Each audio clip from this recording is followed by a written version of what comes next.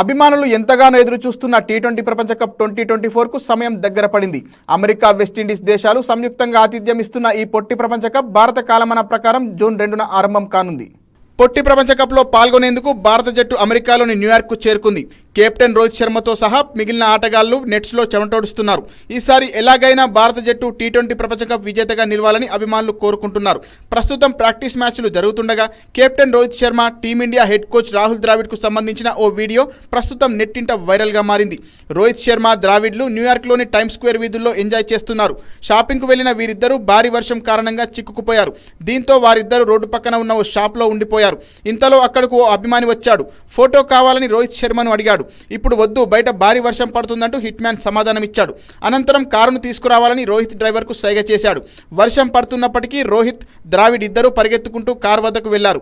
కాగా రోహిత్తో ఫోటో దిగాలని భావించిన అభిమానికి నిరాశ ఎదురైంది. ప్రస్తుతం ఈ వీడియో నెట్టింట వైరల్గా మారింది.